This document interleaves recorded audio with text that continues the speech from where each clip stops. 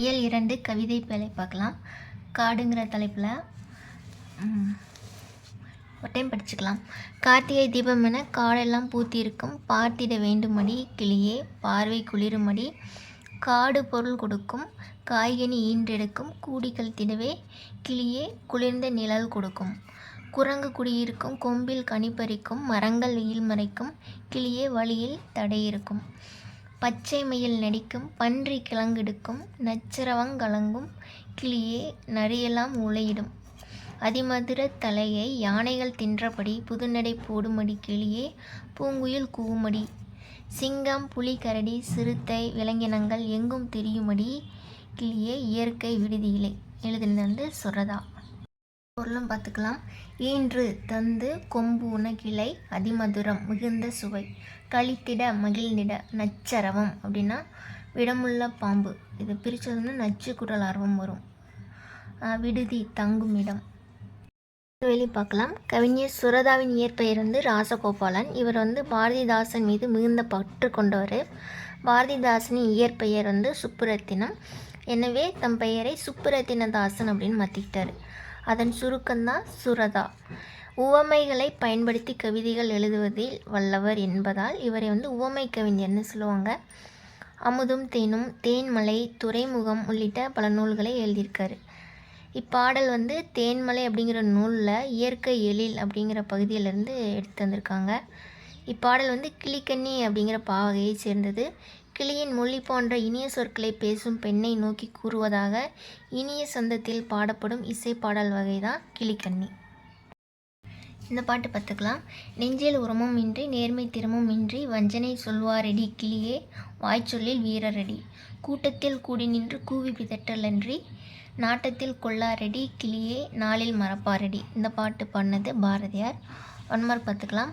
வாழை கையின்றது. காடெல்லாம் இந்த சொல்லை பிரித்து எழுதணும்னா காடு கூட்டல் எல்லாம், கிழங்கு கூட்டல் எடுக்கும், இதை சேர்த்து எழுதணும்னா கிழங்கு எடுக்கும். அடுத்த கவிதை அப்படியே நிற்கட்டும் அந்த மரம். இந்த பாட்டை எழுதுனது ராஜமார்த்தாண்டன். சொல்லும் பொருளும் பார்க்கலாம். பரவசம் மகிழ்ச்சி பெருக்கு, கிளியாந்தட்டு ஒரு வகை விளையாட்டு, துஷ்டி கேட்டல்னா துக்கம் விசாரித்தல், குஞ்சு குழுவான்கள் அப்படின்னா சிறு குழந்தைகள். நூல்வெளி. ராஜமார்த்தாண்டன் கவிஞர், இதழாளர், கவிதை திறனாய்வாளர் என பன்முக திறன்கள் பெற்றவர். கொல்லிப்பாவை அப்படிங்கிற சிற்றிதழை நடத்தினவர். ராஜமார்த்தாண்டன் கவிதைகள் என்னும் நூலுக்காக தமிழ் வளர்ச்சித்துறையின் பரிசு பெற்றவர். சிறந்த தமிழ் கவிதைகளை தொகுத்து கொங்குதேர் வாழ்க்கை அப்படிங்கிற தலைப்பில் நூலாக்கியிருக்காரு. இவரது அப்படியே நிற்கட்டும் அந்த மரம் என்னும் நூலில் உள்ள கவிதை தான் இங்கே கொடுத்துருக்காங்க. இந்த பாட்டு பார்த்துக்கலாம். கொப்புகள் விலக்கி கொத்து கொத்தாய் கருவேலங்காய், பறித்து போடும் மேய்ப்பனை ஒரு நாளும் சிறைப்பதில்லை கருவமுட்கள். அடுத்து குழந்தை வரைந்தது பறவைகளை மட்டுமே, வானம் தானாக உருவானது. எழுதினது கலாப்ரியா. அடுத்தது ஒன்மார்க் பார்த்துக்கலாம். நாவல் பழத்திற்கு உண்மையாக கூறப்படுவது கோழிக்குண்டு. சுட்ட பழங்கள் அப்படின்னா மண்ணொட்டிய பழங்கள். பெயர் அறியா, இதை பிரித்து எழுதணும்னா பெயர் கூட்டல் அறியா. மனம் இல்லை, இதை பிரித்து எழுதணும்னா மனம் கூட்டல் இல்லை. நேற்று கூட்டல் இரவு, இதை சேர்த்து எழுதணும்னா நேற்று இரவு. அடுத்து உரைநடை உலகம் பார்க்கலாம். தமிழரின் கப்பற்களை முக்கியமானது மட்டும் பார்த்துக்கலாம். நமக்கு கிடைத்துள்ள நூல்களிலேயே மிகவும் பழமையானது தொல்காப்பியம். இந்நூல் முன்னீர் வழக்கம் என்று கடற்பயணத்தை சொல்லுது. தொல்காப்பியர் காலத்திற்கு முன்பே தமிழர்கள் கடல் பயணம் செய்துள்ளனர் அப்படின்னு தெரிஞ்சுக்கலாம் இதன் மூலம். அடுத்தது கடலோடா கால்வல் நெடுந்தேர், கடலோடும் நாவாயும் ஓடா நிலத்து என்னும் திருக்குறள் திருவள்ளுவர் காலத்திலேயே பெரிய கப்பல்கள் இருந்தன அப்படிங்கிறதுக்கு சான்றாக இருக்குங்கிறாங்க. பூம்புகார் துறைமுகத்திலிருந்து கப்பல்கள் மூலம் பொருள்கள் ஏற்றுமதியும் இறக்குமதியும் செய்யப்பட்டன என்பதை பட்டினப்பாலை விரிவாக விளக்குது.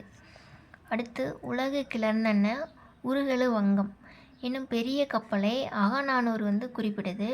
இதனையே பதிற்றுப்பத்து நீர்மிசை நிவக்கும் பெருங்கலி வங்கம் அப்படின்னு குறிப்பிடுது. அடுத்து சேந்தன் திவாகரம் என்னும் நிகண்டு நூலில் பல வகையான கப்பல்களின் பெயர்கள் குறிப்பிடப்பட்டிருக்கு. இதன் மூலம் தமிழர்கள் கப்பல் கட்டும் தொழிலில் பரந்துபட்ட அறிவு பெற்றிருந்தார்கள் அப்படின்னு நம்ம தெரிஞ்சுக்கலாம். தொடக்கணம் நீர்நிலைகளில் மரக்கிளைகள் மிதந்து செல்வதையும் அவற்றின் மீது பறவைகள் தவளைகள் முதலியன அமர்ந்து செல்வதையும் பழங்கால மனிதன் கண்டான். நீரில் மிதக்கும் பொருள்களின் மீது தானும் ஏறி பயணம் செய்ய முடியும் என அவன் உணர்ந்தான். மிதக்கும் மரக்கட்டைகள் மீது ஏறி அமர்ந்து சிறிய நீர்நிலைகளை கடக்கத் தொடங்கினான். மீன்கள் தம் உடலின் இரு பக்கங்களிலும் உள்ள துடுப்பு போன்ற பகுதிகளை பயன்படுத்தி தண்ணீரை பின்னுக்கு தள்ளி நீந்துவதை கண்டான். தானும் மரத்துண்டுகளை துடுப்புகளாக பயன்படுத்த தொடங்கினான். பிறகு மரங்கள் பலவற்றை இணைத்து கட்டி அவற்றின் மீது ஏறி பயணம் செய்தான். அவையே இன்று வரை வழக்கத்தில் உள்ள கட்டுமரங்கள் ஆகும். அதன் பின்னர் எடை குறைந்த பெரிய மரங்களின் உட்பகுதியை குடைந்து எடுத்துவிட்டு தோணியாக பயன்படுத்தினான். உட்பகுதி தோண்டப்பட்டவை என்பதால் அவை தோணிகள்னு சொல்கிறாங்க. அடுத்து தமிழர்கள் தோணி, ஓடம், படகு, புனை, மிதவை, தெப்பம் போன்றவற்றை சிறிய நீர்நிலைகளை கடக்கிறதுக்காக பயன்படுத்தியிருக்காங்க. சிறிய நீர்நிலை கடக்கிறதுக்கு களம், வங்கம், நாவாய் முதலியவை அளவில் பெரியவை. இவற்றை கொண்டு தமிழர்கள் கடல் பயணம் மேற்கொண்டிருக்காங்க. அடுத்து கப்பல் கட்டும் கலை. தமிழர்கள் முற்காலத்திலேயே கப்பல் கட்டும் கலையை நன்கு அறிந்திருந்தனர். கப்பல் கட்டும் கலைஞர்களை கம்மியர்னு அழைச்சிருக்காங்க. இதனை களஞ்சை கம்மியர் வருகென கூய் என்னும் மணிமேகலை அடியால் நம்ம தெரிஞ்சுக்கலாம். பெருந்திரளான மக்களையும் பொருள்களையும் ஏற்றி செல்லும் வகையில் பெரிய கப்பல்களை தமிழர்கள் உருவாக்கினர். நீண்ட தூரம் கடலிலேயே செல்ல வேண்டி இருந்ததால் கப்பல்களை பாதுகாப்பானவையாகவும் வலிமை மிக்கவையாகவும் உருவாக்கியிருக்காங்க. கப்பல் கட்டுவதற்கு உரிய மரங்களை தேர்ந்தெடுப்பதில் தமிழர்கள் மிகுந்த கவனம் செலுத்தினர். கப்பல்கள் எப்போதும் தண்ணீரிலேயே இருப்பவை என்பதால் தண்ணீரால் பாதிப்பு அடையாத மரங்களையே கப்பல் கட்ட பயன்படுத்தியிருக்காங்க. நீர்மட்ட வைப்பிற்கு வேம்பு, இலுப்பை, புன்னை, நாவல் போன்ற மரங்களை பயன்படுத்தினர். பக்கங்களுக்கு தேக்கு, வெண்தேக்கு போன்ற மரங்களை பயன்படுத்தினர். மேலும் சுழி உள்ள மரங்களை பயன்படுத்தாமல் தவிர்த்திருக்காங்க. நீளம், அகலம், உயரம் ஆகியவற்றை சரியான முறையில் கணக்கிட்டு கப்பல்களை உருவாக்கியிருக்காங்க. இவற்றை தச்சுமுழம் என்னும் நீட்டல் அளவையால் கணக்கிட்டிருக்காங்க. பெரிய படகுகளில் முன்பக்கத்தை யானை, குதிரை, அண்ணா முதலியவற்றின் தலையை போன்று வடிவமைப்பதும் உண்டு. இதை கரிமுக அம்பி, பரிமுக அம்பி என்றெல்லாம் அழைச்சிருக்காங்க. பார்க்கலாம். நியூசிலாந்து நாட்டு வெலிங்டன் அருங்காட்சியகத்தில் பழங்கால தமிழ்நாட்டு கப்பல்களில் பயன்படுத்தப்பட்ட மணி ஒன்று இடம்பெற்றிருக்கு. தமிழர்கள் அயல்நாடுகளுக்கு கப்பல்களில் சென்றனர் என்பதற்கு இதுவும் ஒரு சான்றாகும். பிற்கால சோழர்களில் ராசராச சோழனும் ராசேந்திர சோழனும் பெரிய கப்பற்படையை கொண்டு பல நாடுகளை வென்றனர் என்பதை வரலாறு பகர்கிறது.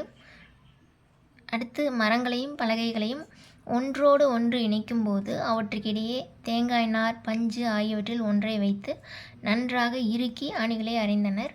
சுண்ணாம்பையும் சணலையும் கலந்து அரைத்து அதில் எண்ணெய் கலந்து கப்பலின் அடிப்பகுதியில் பூசியிருக்காங்க.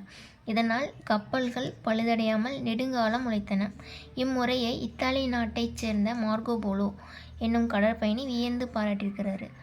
இரும்பு ஆணிகள் துருப்பிடித்துவிடும் என்பதால் மரத்தினாலான ஆணிகளையே பயன்படுத்தியிருக்காங்க. அடுத்து பாய்மர கப்பல்கள்.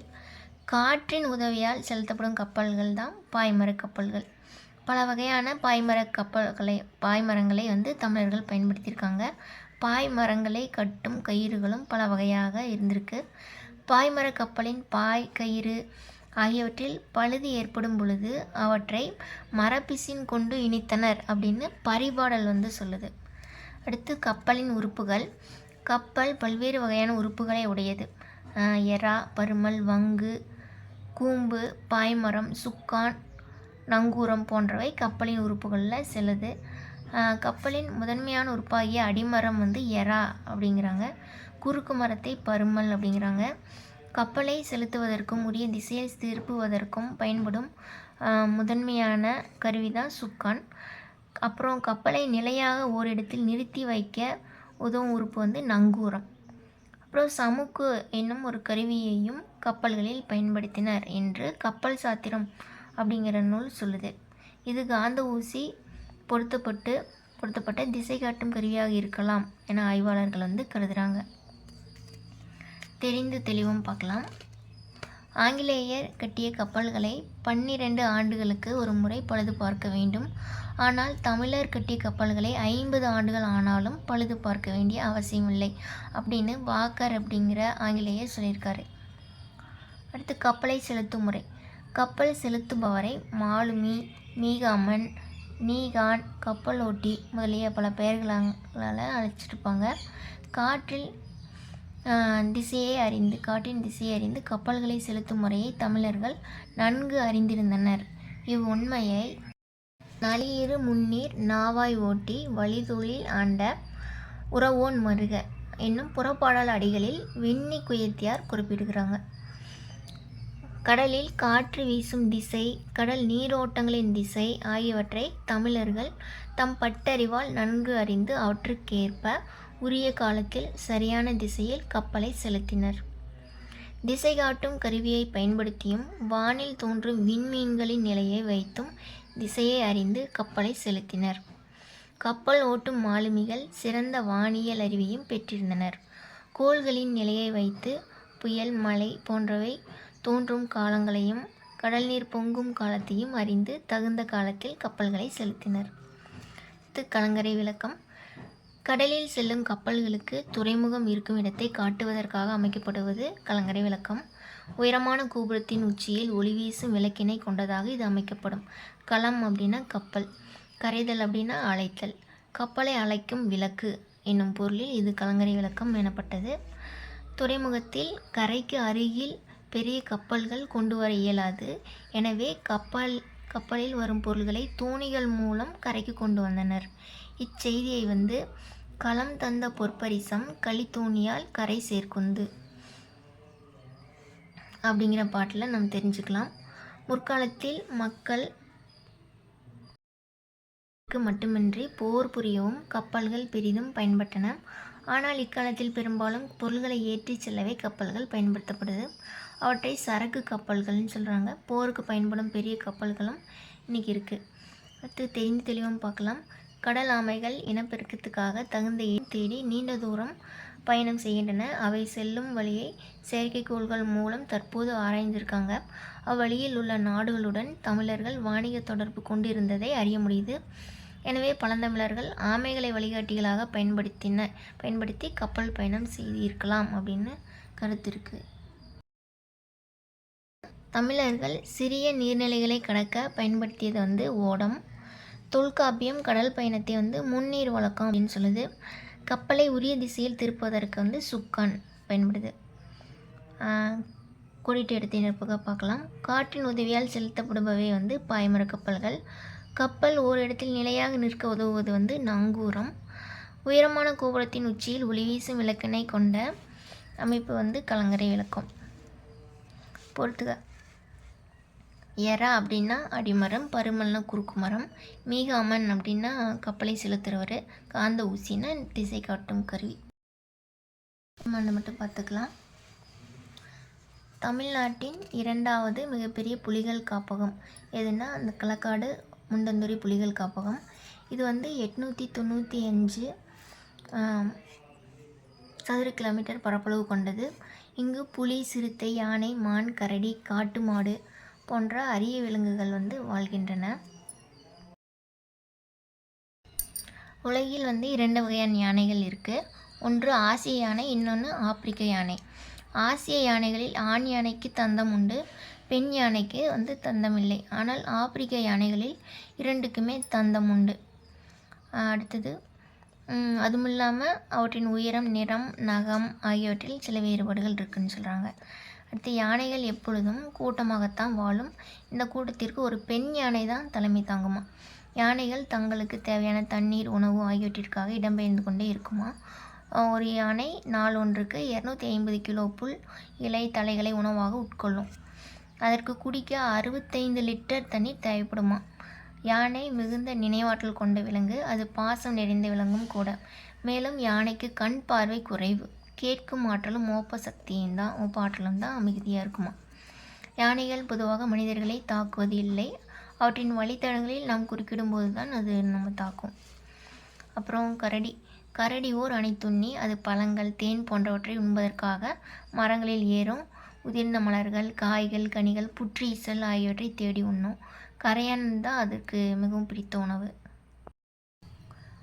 கரடியின் உடலை போர்த்தி இருக்கும் அடர்ந்த முடிகள் தேனீக்களிடமிருந்து அதனை காப்பாற்றிவிடும். நன்கு வளர்ந்த கரடி 160 கிலோ எடை வரை இருக்குமா. அடுத்தது புலிகள். புலிகள் தனித்து வாழும் இயல்புடையவை. ஒரு குறிப்பிட்ட எல்லைக்குள் ஒரு புலி மட்டுமே வாழும். மற்ற புலிகள் அந்த எல்லைக்குள்ளே வராது. கருவுற்ற புலியானது 90 நாள்களில் 2 அல்லது 3 குட்டிகள் ஈனுமா.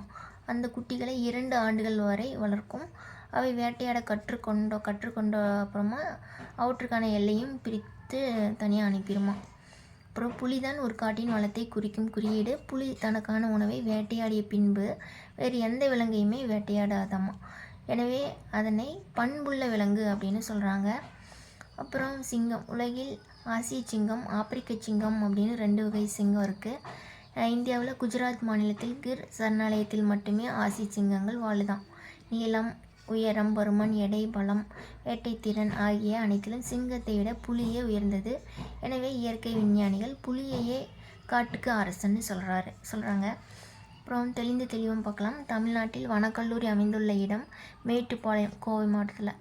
கோவையில் உள்ள தமிழ்நாடு வேளாண்மை பல்கலைக்கழகத்தில் இளநிலை வனவியல், முதுநிலை வனவியல் ஆகிய படிப்பு இருக்குது. அடுத்து மான். இந்தியாவில் சருகுமான், விலாமான், வெளிமான் என பல வகையான மான்கள் உள்ளன. எல்லா வகை மான்களிலும் புள்ளி மான்களே அழகில் சிறந்தவையாக இருக்குதுன்னு சொல்கிறாங்க. இது தெளிவும் பார்க்கலாம். அசாம் மாநிலத்தில் பிரம்மபுத்திரா ஆற்றின் நடுவே செடி கொடிகள் வளர முடியாத தீவு பகுதி ஒன்று இருந்தது. அத்தீவை மரங்கள் அடர்ந்த காடாக மாற்ற விரும்பினார் ஒருவர். பேராசிரியர் ஜாதுநாத் என்பவரின் ஆலோசனைப்படி நாள்தோறும் 100கணக்கான சிவப்பு கட்டெரும்புகளை அந்த தீவில் கொண்டு வந்து விட்டார். அதனால் மண்ணின் தன்மை மாறிச்சு. அதன் பிறகு தமக்கு கிடைத்த விதைகளை எல்லாம் கொண்டு வந்து அத்தீவில் நட்டு வச்சார். ஆற்றில் இருந்து நாள்தோறும் தண்ணீர் கொண்டு வந்து ஊற்றினார். அவர் நட்ட விதைகள் முளைத்து மரங்களாக வளரத் தொடங்கிய போது அவற்றில் பறவைகள் வந்து தங்கின. பறவைகளின் எச்சத்தால் பரவிய விதைகள் மூலம் காடு மேலும் வளர்ந்தது. அங்கு முயல், மான், காட்டு மாடு முதலிய விலங்குகள் பலவும் வந்தன. பிறகு யானை கூட்டம் வந்தது.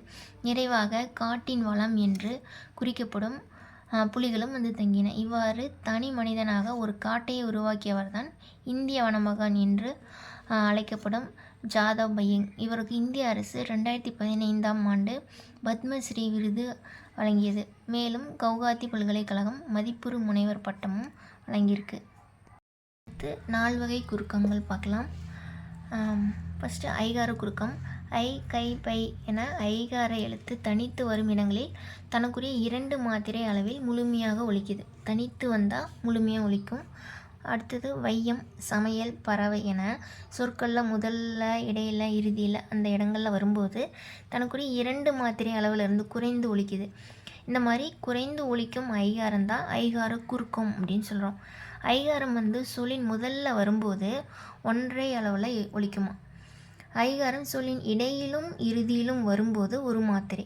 ஃபஸ்ட்டு இடத்துல இங்கே வரும்போது 1.5, அதுக்கப்புறம் 1 வந்துடுது. அது இடையில் வரும்போது 1, இறுதியில் வரும்போது 1 குறைஞ்சு ஒலிக்குது.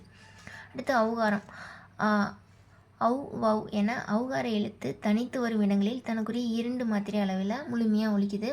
ஔவையார், வௌவால் என சொற்களை முதலில் வரும்போது தனக்குரிய 2 மாத்திரை அளவிலிருந்து குறைந்து 1.5 மாத்திரை அளவில் ஒலிக்குது. இவ்வாறு குறைந்து ஒலிக்கக்கூடிய ஔகாரம் தான் ஔகார குறுக்கம்னு சொல்கிறோம். ஔகாரம் வந்து சொல்லின் இடையிலும் இறுதியிலும் வராது, முதல்ல மட்டும்தான் வரும். அடுத்து மகர குறுக்கம். அம்மா, பாடம் படித்தான் ஆகிய சொற்களில் மகர மெய்யெழுத்து தனக்குரிய 1/2 மாத்திரை அளவில் முழுமையாக ஒலிக்குது.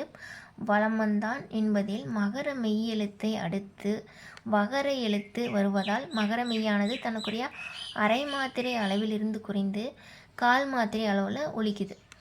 அப்புறம் போலும் என்னும் சொல்லை போன் என்றும், மருளும் என்னும் சொல்லை மருண் என்றும் செய்யுளில் ஓசை சிறுமிக்காக பயன்படுத்தினர்.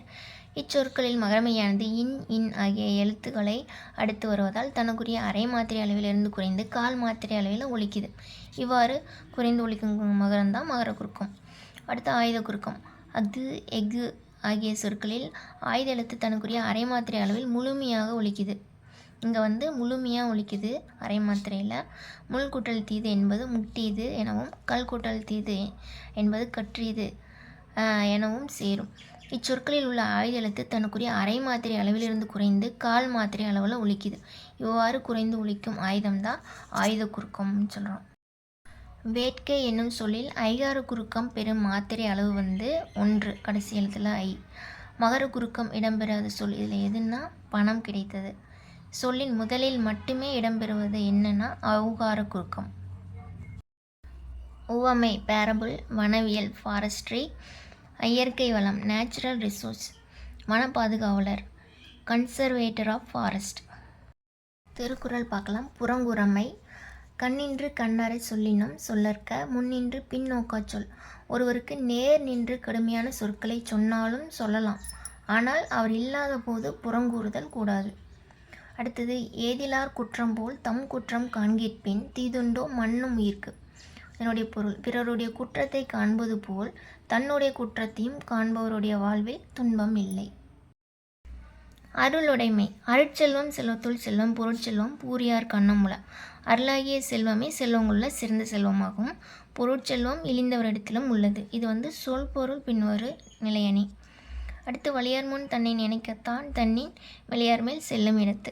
ஒருவர் தம்மை விட மெலிந்தவரை துன்புறுத்தும் போது தம்மை விட வலிமையுடையவரின் முன் தாம் அஞ்சி நிற்கும் நிலையை எண்ணி பார்க்கணும். பின்னொரு நிலையணி என்னன்னு பார்க்கலாம். ஒரு செயலில் ஒரே சொல் மீண்டும் மீண்டும் வந்து ஒரே பொருளை தந்தால் அது சொல் பொருள் பின்னொரு நிலையணி ஆகும். செல்வம் என்னும் சொல் ஒரே பொருளில் மீண்டும் மீண்டும் வந்துள்ளது. எனவே இந்த குறளில் உள்ளது வந்து சொற்பொருள் பின்னொரு நிலையணி. அடுத்து முரண் அப்படின்னா ஆக்கமும் கேடும் வலியார் மெலியார். ஆக்கம் என்பதன் பொருள் செல்வம், கேடு என்பதன் பொருள் வறுமை. இவ்வாறு ஒரு செய்யுளில் எதிர்ச்சொற்கள் அமைவதை தான் முரண் தொடைன்னு சொல்கிறோம். அடுத்து நூல்வெளி பார்த்துக்கலாம். திருக்குறளை தந்த திருவள்ளுவர் 2000 ஆண்டுகளுக்கு முற்பட்டவர். இவர் வந்து முதற் பாவலர், பொய்யல் புலவர், சென்னா போதார் அப்படிங்கிற சிறப்பெயர்களால் குறிப்பிடுறோம். தமிழ் நூல்களில் திரு என்னும் அடைமொழியோடு வருகின்ற முதல் நூல் திருக்குறள். திருக்குறள் அறத்துப்பால், பொருட்பால், இன்பத்துப்பால் அப்படிங்கிற 3 பகுப்புகளை கொண்டது. இதில் அறம் வந்து 30, பொருள் 70, இன்பம் 25 அப்படின்னு 133 அதிகாரங்கள். அதிகாரத்துக்கு 10 குறட்பாக்கள் அப்படின்னு 1330 குறட்பாக்கள் இருக்குது. இதற்கு முப்பால், தெய்வ நூல், பொய்யாமொழி அப்படிங்கிற வேறு பேரும் இருக்குது. தீங்கு தராத சொற்களை வந்து பேசுறது. பொறாமை இல்லாதவன் செல்வன் தான் சான்றோர்களால் ஆராயப்படும். இதை வந்து பிரிச்செழுதணும்னா பொருள் கூட்டல் செல்வம். யாதெனின் இதை பிரிச்செழுதணும்னா யாது கூட்டல் எனின். தன் கூட்டல் நெஞ்சு சேர்த்தெழுதணும்னா தன் நெஞ்சு. தீது கூட்டல் உண்டோ இதை சேர்த்தெழுதணும்னா தீதுண்டோ. கண்ணின்று என தொடங்கும் குறளில் அமைந்துள்ள முரண் தொடை என்னன்னா கண்ணின்று முன்னின்று.